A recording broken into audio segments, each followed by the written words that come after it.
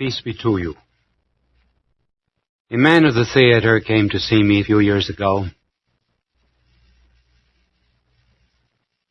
and his reason was this. He said that one night after a show he was talking to a number of theatrical people backstage, and they said to him, "You are a Catholic, aren't you?" He said, "I used to be." But he said, "I've done considerable reading in comparative religion, psychology, psychiatry, and metaphysics, and I had to give it up. Nobody could answer my questions." Someone said, "Why don't you go to Bishop Sheen, have him answer your questions?" So he said, "Here I am. And I have a number of questions I would like to put to you." And I said to him, "Now, before you ask a single question,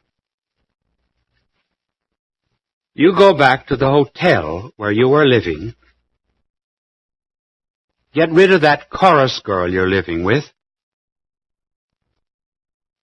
and then come back and ask the questions."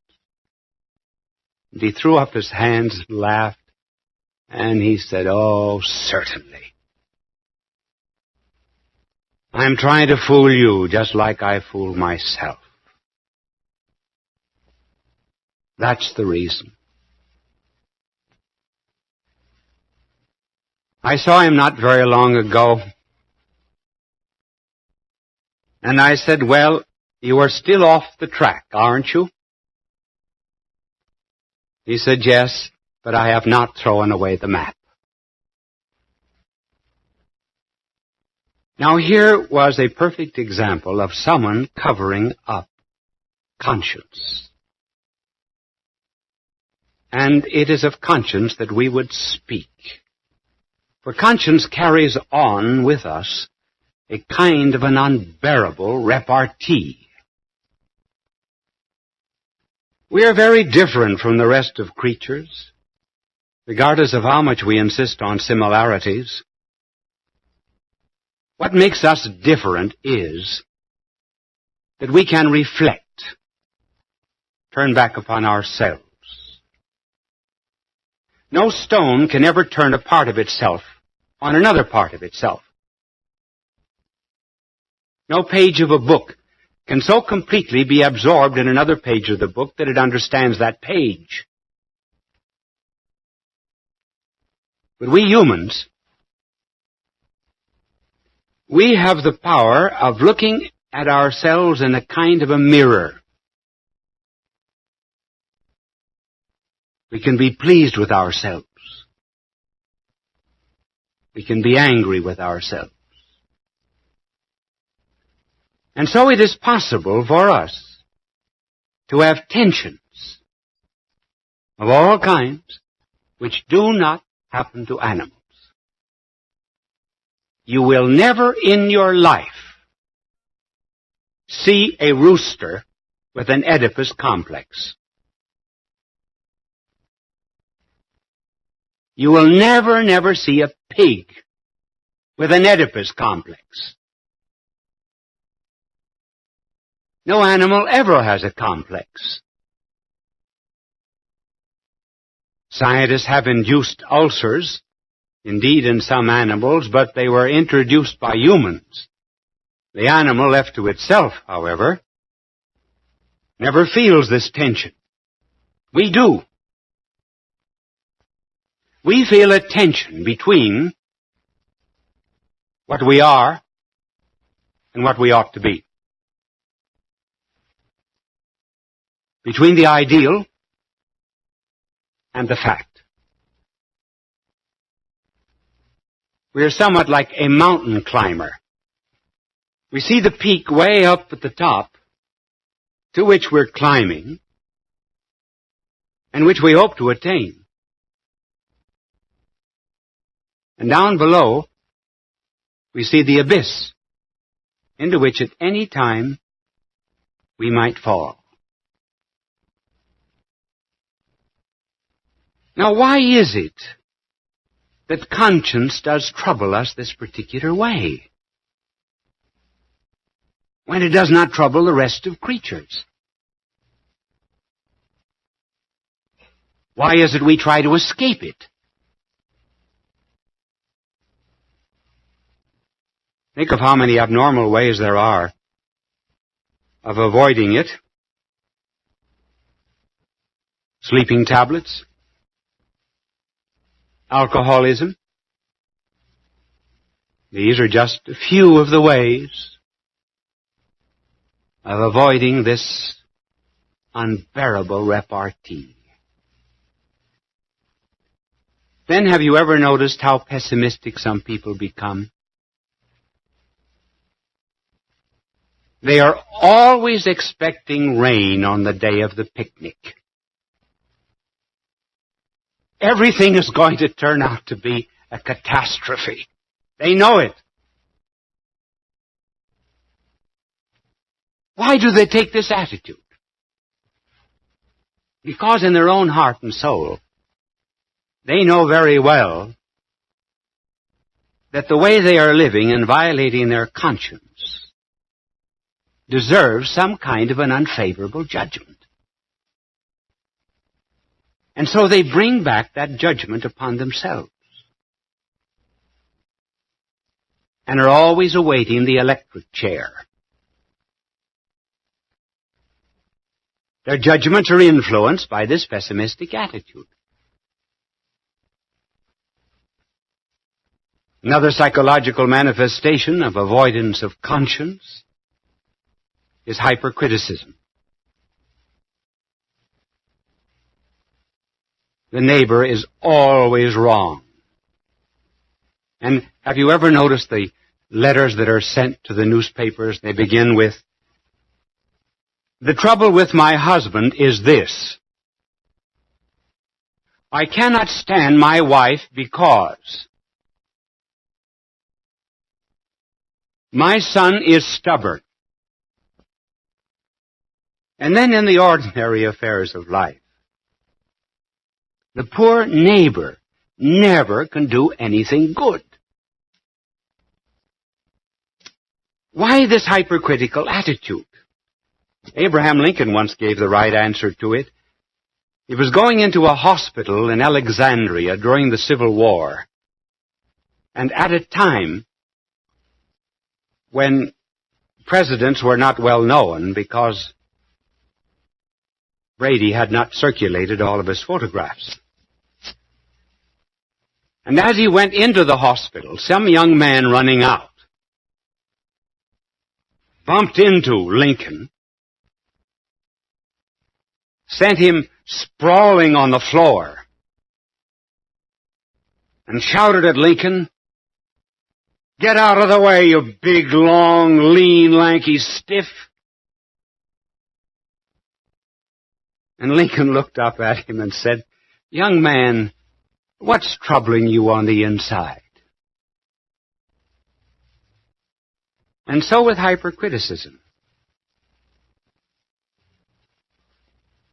We are so conscious of a real sense of justice that if we do not right ourselves, we have to be righting everybody else. For example, you cannot go into a room where there are a series of pictures and one of them is 2 inches awry without straightening out that picture. You want everything in order.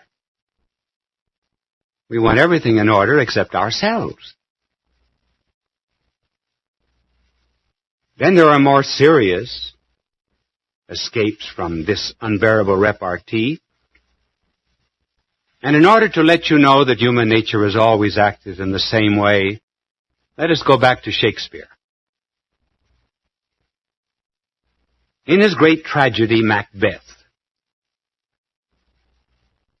Shakespeare, long before we had any of the profound findings of psychiatry, described a perfect case of psychosis and a perfect case of neurosis. It was Macbeth that had the psychosis. Lady Macbeth, his wife, had the neurosis. You remember the story? In order to attain the throne, Banquo the king was murdered. Conscience bothered Macbeth so much that he developed a psychosis, and he began to see the ghost of Banquo. He imagined he saw him seated at a table. The dagger that killed the king was constantly before him.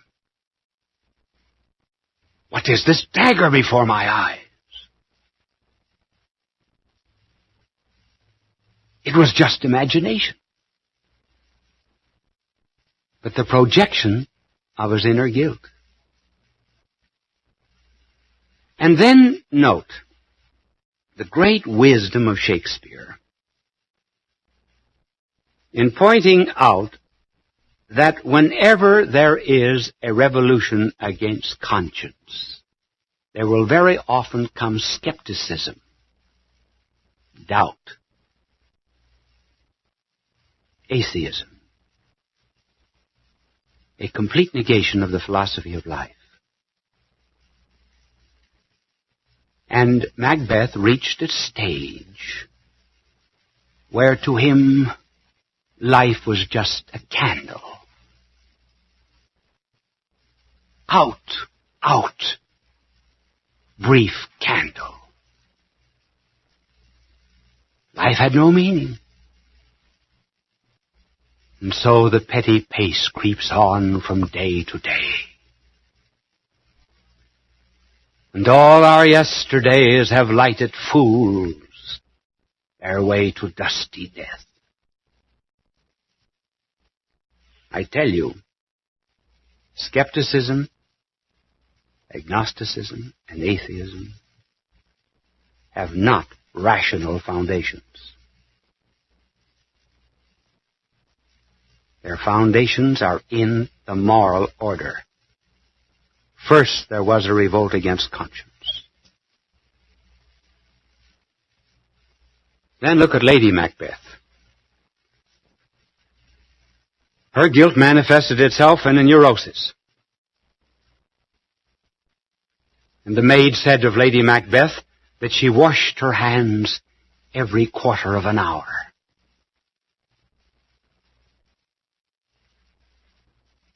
There was a sense of guilt in her which she had completely negated. And instead of washing her soul, as she knows she should have done, she projected it to her hands. And her hands were always smeared with blood, it seemed.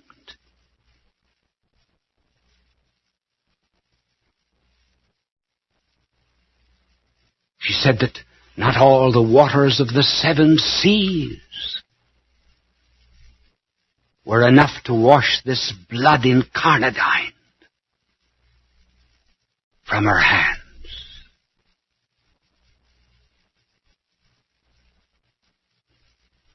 Guilt will out. And one can see it when one knows souls well, so very easily. I was once instructing a young woman, and she had finished on tape and on records, not these, but others which I had made before. She had finished about 15 hours. And after the first instruction on confession, she said to my secretary, "I'm finished. No more lessons. I do not want to hear anything about the Catholic Church from now on." My secretary phoned me, and I said, "Ask her to finish the other 3 on the subject of confession, and then I will see her." I saw her at the end of the 3, and she was in a veritable crisis. She was screaming, shrieking, "Let me out of here! Let me out of here! I never want to hear anything again about the church after hearing this talk on confession." Well, it took about 5 minutes to calm her down, and I said, "Listen, my good girl, there is absolutely no proportion between what you have heard and the way you are acting. So there has to be something else."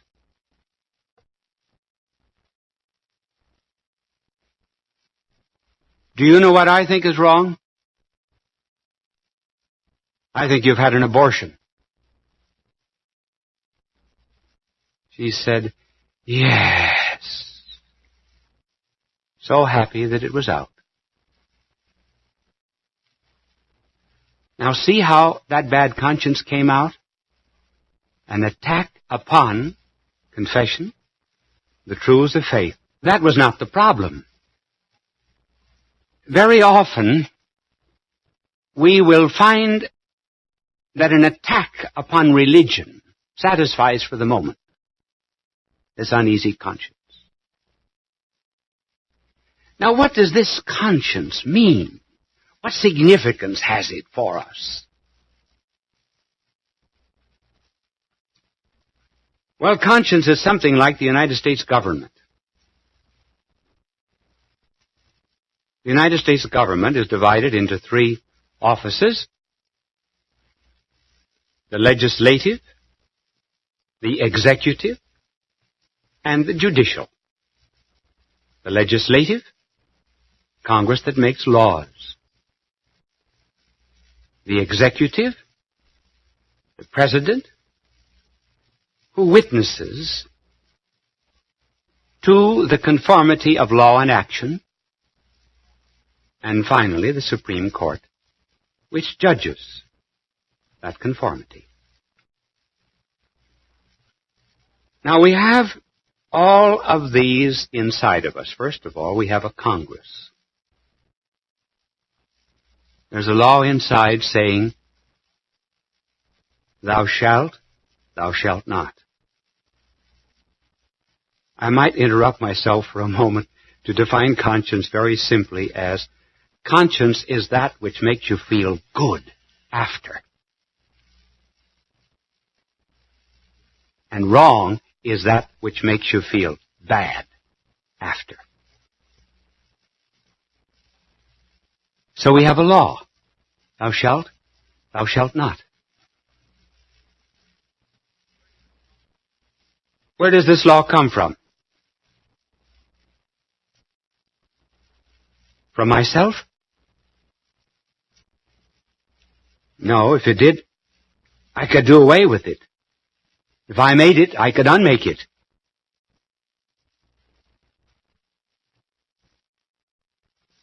Does it come from society?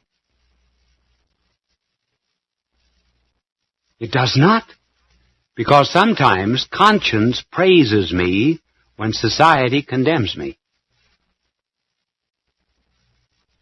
And sometimes conscience will condemn me when society praises me.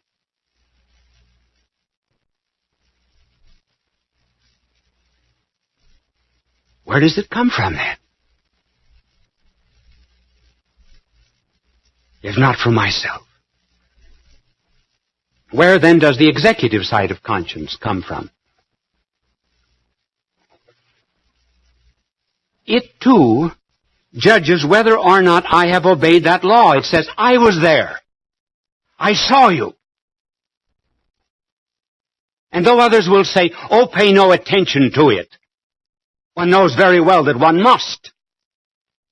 And one also knows the motives that inspired the act. And finally, it judges us. And if therefore it praises us for certain actions, and we feel somewhat the same happiness and joy that we would from being praised by a father or mother, if we feel the same sadness and unhappiness that we feel when condemned by a father or a mother, it must be that behind conscience is some person, the divine thou, that is the standard of our life.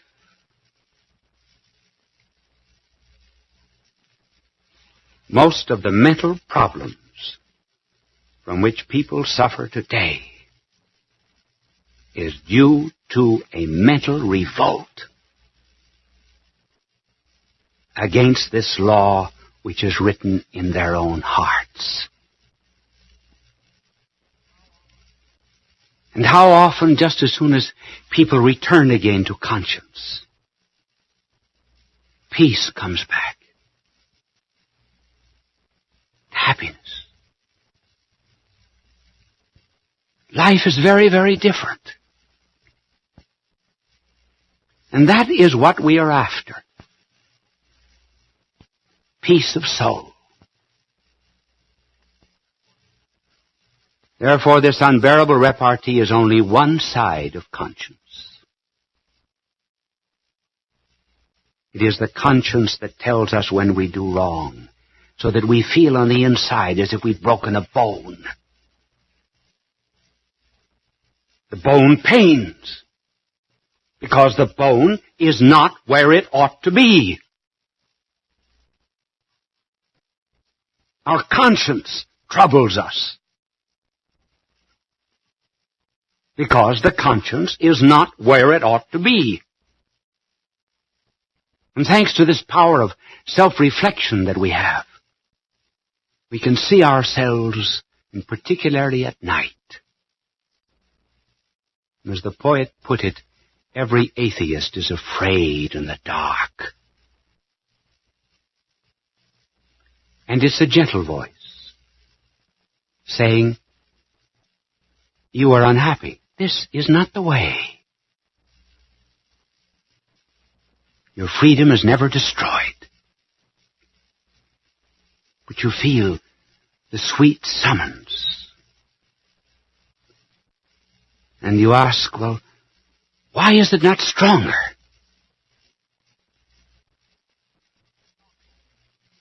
It's strong enough if we would listen. And God respects our freedom that He gave us. You perhaps may have seen a painting of Holman Hunt. It is a picture of our blessed Lord standing at an ivy-covered door, a lantern in His hand, and knocking. Holman Hunt was very much criticized for that painting. And the critics said there was no latch on the outside of the door.